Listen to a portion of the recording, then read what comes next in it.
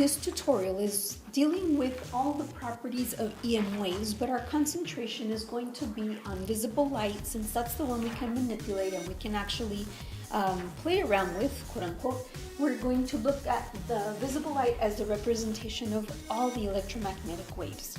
So the first principle we're going to look at today is the law of reflection, or why things reflect.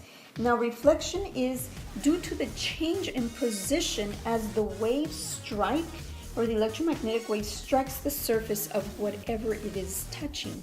And when it does this, it will produce, hopefully, some sort of image depending on the surface type. Now, in Latin, the word reflectere represents to bounce back, which basically is what happens. So we're going to be looking at these different images that could be produced depending on the mirror itself, because that's what we're going to look at with reflection.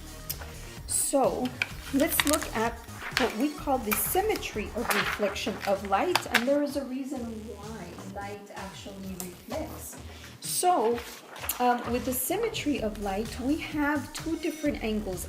When light is hitting straight up and down, we can assume it's just going straight up and down into our flat surface. We have the angle, or the image of light that's actually being striking the surface, the reflecting surface, and it will equal the angle at which it bounces or goes back from. These two angles will be equal to each other. We have the incident or emerging light, and then we have the reflected light.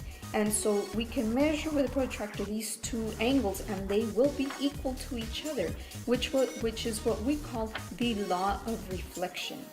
And this law of reflection helps us understand exactly why we see images the way we do, depending on the types of mirrors we're looking at.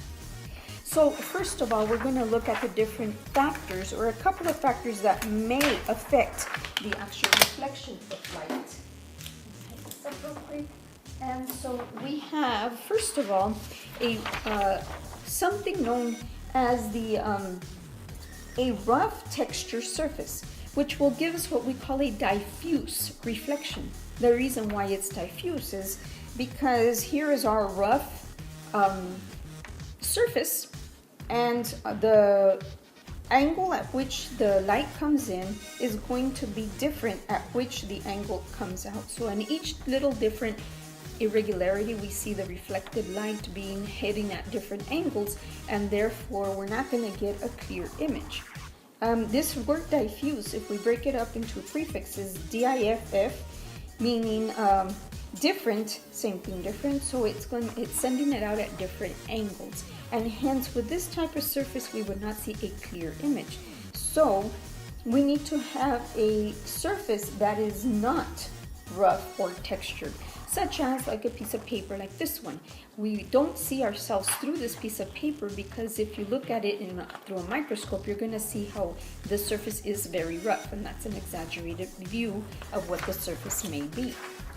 Now, if your surface is smooth and shiny, such as in a mirror or a body of water that is extremely still, we have a very smooth, shiny surface.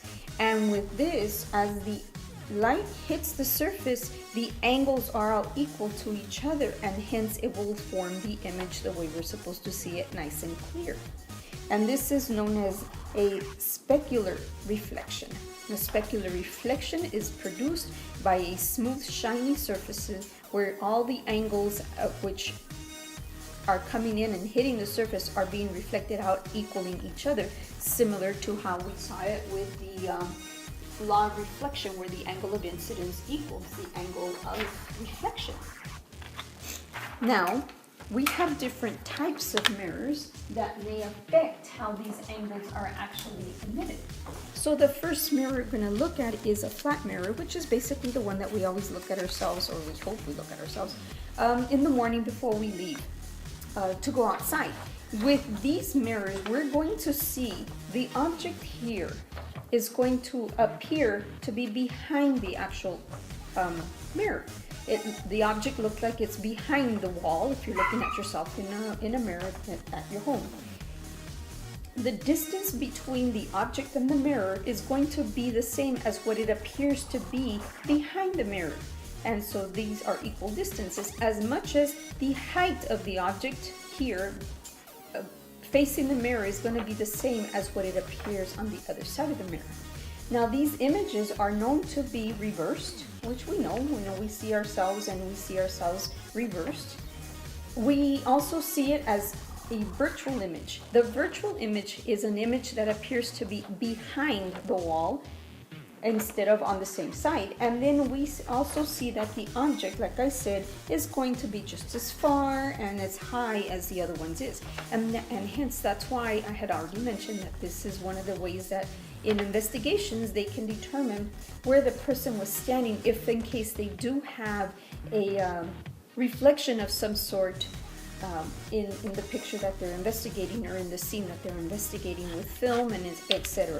And we'll be looking at shadows a little bit more intense, and you'll understand how we can also use shadowing along with mirrors in order to determine that. So we have, like I said, keywords here: virtual image, meaning it appears behind the mirror. We have a reversed image. We have an image that appears to be far behind, that's equal as it is in front, and we do have it the same height. Now, here's a good question for you all to go and try. If you have a mirror that only shows half of you, is there a certain way you can place it to show all of you, all of your body instead of just half of your body? So that's something you can toy around with a mirror and see if changing it, you can actually change what you see. Now, because we know this about flat mirrors and mirrors in general, we know that windows sometimes reflect like mirrors. And so in store displays, if they're trying to get the people to go in, we don't want it to be like a mirror. So what they do is they will tilt a little bit the windows of their stores so that they don't get this reflection property. And so what happens is it becomes more like a diffusing, so you can see through it instead of getting a complete reflection. And so they'll play around with it so that you end up being able to eliminate that mirror type appearance and be able to see inside the store, which is how they get people to go in.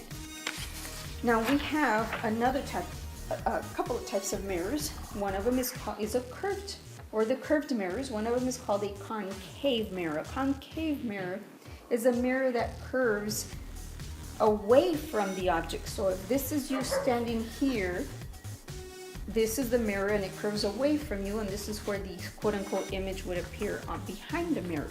Now with these type of mirrors, depending on where the object is in respect to the center point and what we call a focal point where all the rays would come back out, it will determine what kind of image you're going to see.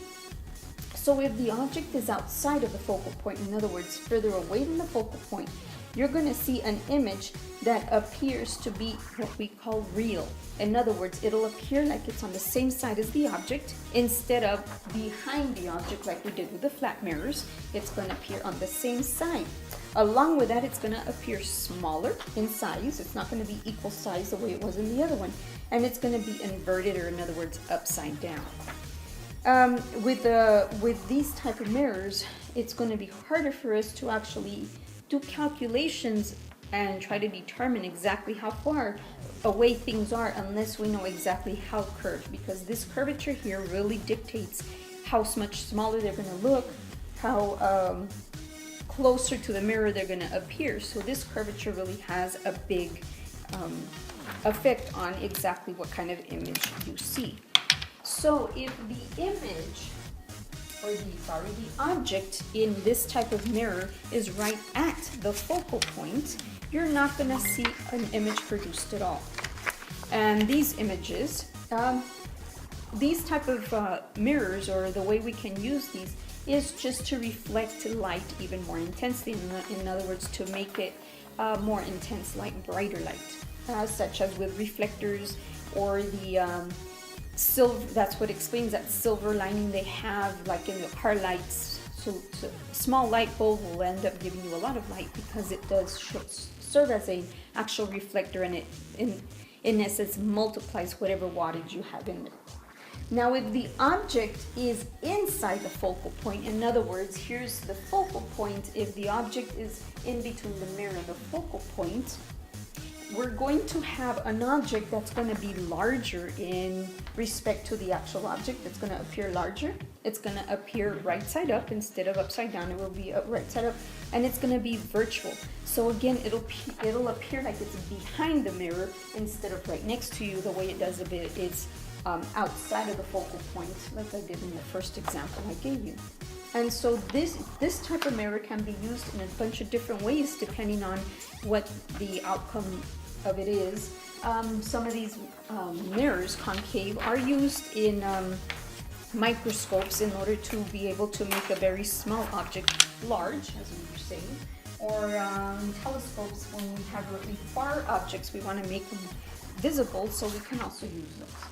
Now, the last type of mirror that we're going to look at today is called a convex mirror. Convex mirrors are curved towards the object. So if you're standing here looking this way, the curvature, the bulging part is towards you. And so with these, really there's only one image that's going to be visible through this, and it's a virtual image. So you're going to appear like you're on the other side of the mirror, but you're going to appear smaller than what you really are. And the other thing is that because you appear smaller, it gives you the idea that it's further away, because mentally we think something small, it must be far, when in actuality it's closer to you. And that's why on the cars it does say that it has to be, you have to be careful because they will be closer than what they appear. And these type of mirrors give you a large field of view, in other words, a bigger range of view. And hence why they have now put one of those mirrors at the entrance of the rotunda, so that people stop crashing into each other whenever they're walking into school. So now we have a basic of reflection that we're going to be toying with this week. Please make sure that you review and go through these words. We will be using them quite a bit.